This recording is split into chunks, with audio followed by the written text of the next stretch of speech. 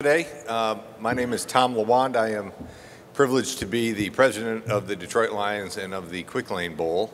On behalf of the Quick Lane Bowl and our great partners at Quick Lane, the Ford family, the entire Detroit Lions organization and Ford Field organization, I just want to say how pleased we are with how the week is going so far, how pleased we are with the involvement of our partners in the community, the tremendous support that we've gotten from so many people around the Detroit area, the fantastic job that our team has done, our staff, led by Kelly Kazole, Danny Jarashowitz, Brad Michaels, the list goes on and on, Todd Argust, who runs the stadium operations for us. They have just done a great job preparing to host the inaugural Quick Lane Bowl. And then I want to conclude the brief introduction by thanking both Rutgers and North Carolina. They have been great participants so far. I have no doubt that they will be great combatants come Friday afternoon, but both institutions have just been tremendous to work with. The student athletes have been great. The coaches have been wonderful. I had a chance to visit with both head coaches earlier today, and I know that they're hard at work preparing for Friday. But we couldn't have, in my mind, a better matchup for the inaugural game than Rutgers, North Carolina. And I'm really pleased that we're able to provide sports fans in Detroit with this great opportunity come Friday afternoon.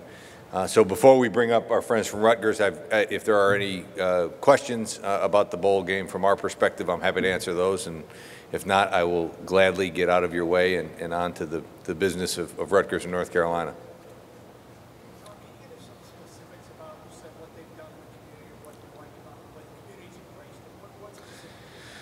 Well, I think the way the community's embraced it, I mean, everything from our bowl gifts to the opportunities for hospitality that they've had this week. You know, we've got, I'm obviously biased, but I think we've got some of the coolest bowl swag going with a life-size fathead for every player, every student athlete who's here. Shinola watches for some of the coaches and athletic directors. You've got gifts from Myers, who's a great partner of ours.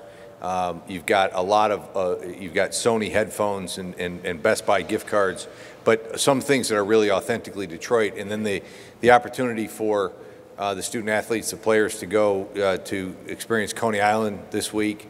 Tonight there'll be an event at the Henry Ford where not only will they get to see one of Detroit, heck, one of the nation's great cultural institutions in the Henry Ford, but they get to do it at a time where they've got the Henry Ford is hosting a traveling exhibition from the Pro Football Hall of Fame in Canton, so they'll get a chance to interact with that. And then there's going to be an opportunity for the players to get involved with some community outreach later this week with Gleaners.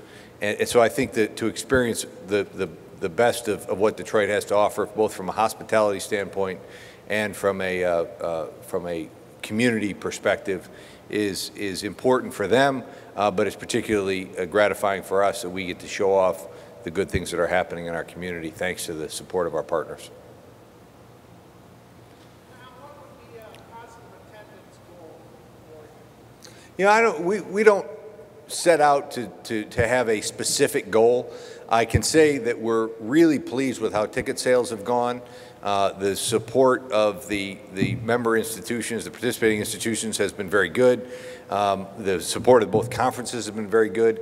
But I'm really pleased with how well our sports fans in Detroit have supported the bowl game so far. The ticket sales have gone very well. I think we'll have a good crowd. I think, if anything, our fans have shown they like to support good events at Ford Field and around our community. Most recently, when we saw the great turnout for the Bills and Jets game that we had, just people wanting to come out and enjoy a good football game, and they're going to get a chance to do that Friday afternoon. So we haven't set specific targets, but I think we'll have a good, robust crowd here on Friday afternoon. All right, well, thanks again. I appreciate you participating this afternoon, and without further ado, I will turn it back to Ben Mangus, who will bring up Coach Flood and the representative from Rutgers.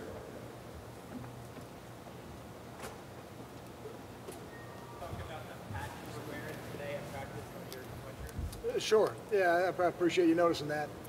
Let me start by saying that I'm the proud sibling of a sergeant on the NYPD. My brother's been a member of the force for the last 23 years.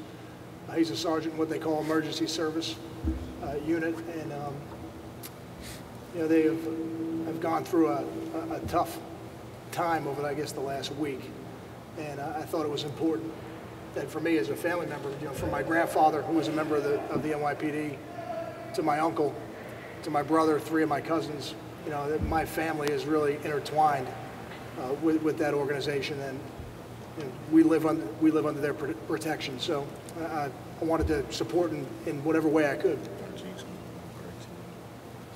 Kyle, could you talk a bit about our quarterback problems? Is there a player that you're playing against here that he compares himself? I think he's a unique player. I don't know.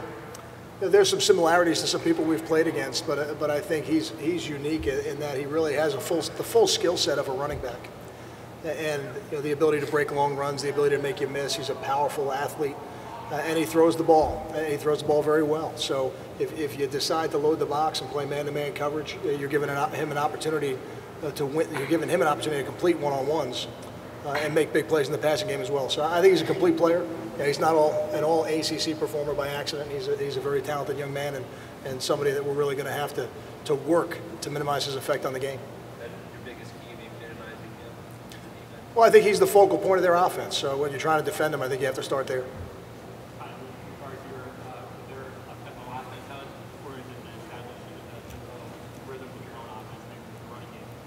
I think establishing the tempo of our offense, establishing the running game, that's what we do week in and week out. I don't think that's predicated on the offense of our opponent. Sustained drives in this game are going to be important for us. But the ability to make big plays on offense is going to be important as well. So I think those things go hand in hand. The more we establish the run game, the more we can force them into some one-on-one situations and then have opportunities to create some of those one-on-ones ourselves. I think by game time he'll be 100%. Game time decision. Correct. Nick Borghese would be the place kicker, and Nick DeLuisa would handle the kickoffs. Dave, you talk about you guys. It's been a month since you played, but maybe coming off the back half of defense, you guys have played all season. Do you think there's any carryover there, and you guys figure something out maybe that second half?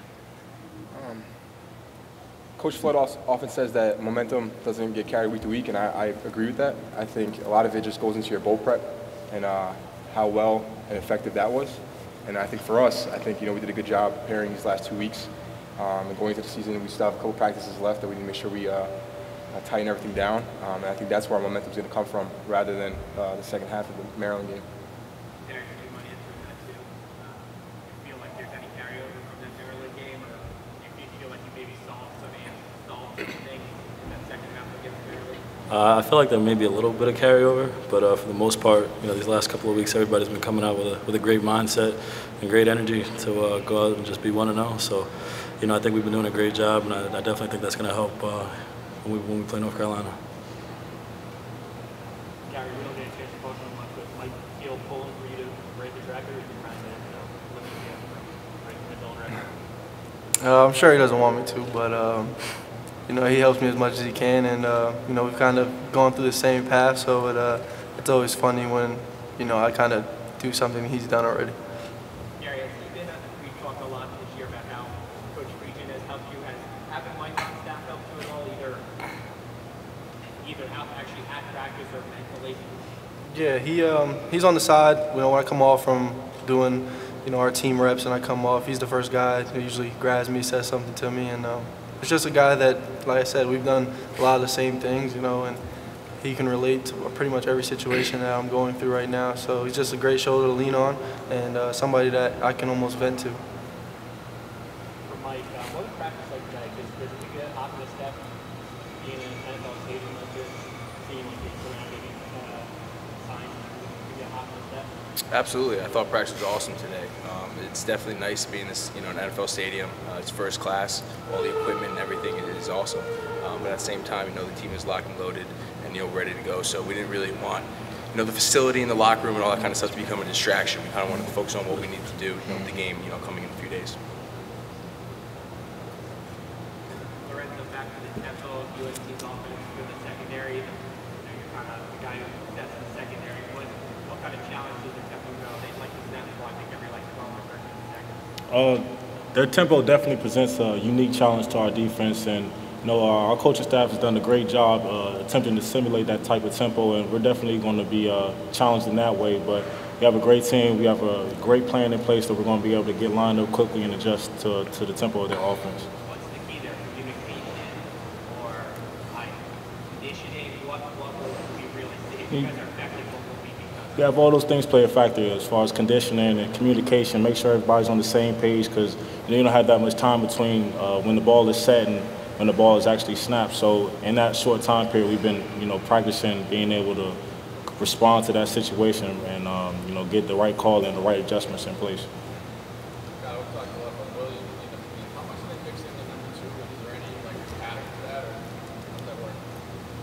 I think they've got good personnel and they want to use it. So I don't know, with this much time to prepare, that looking at that and looking at those percentages is really going to matter.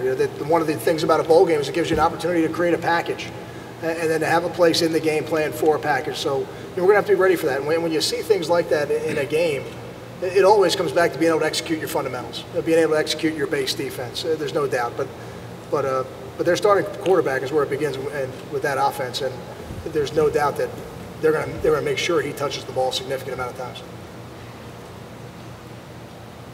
Coach, can you share some thoughts about your inaugural season in the Big Ten and the broad brush? A lot of people nationally think the conference is down.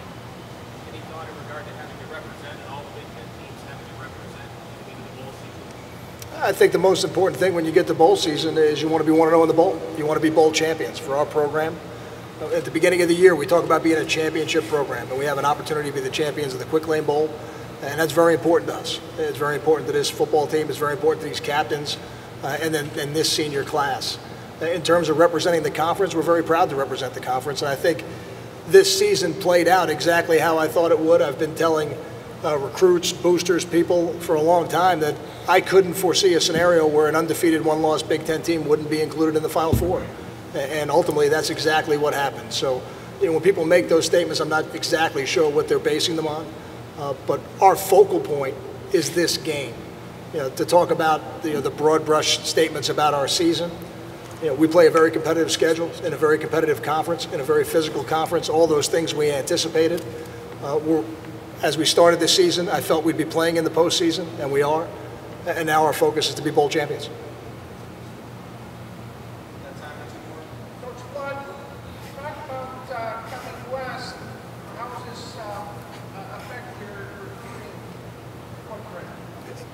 I don't know that it affects our recruiting footprint. We do have 2 players on our team from the state of Michigan, but it's an opportunity. It's an opportunity for us to showcase our program to a lot of high school football players and even younger. They get a chance to see what Rutgers football is all about right here in Detroit, and that's an opportunity. And I don't know that it'll change our recruiting footprint, but anytime that there's a player that can help us win every game on our schedule, and they have an interest in Rutgers, we'll have an interest in them.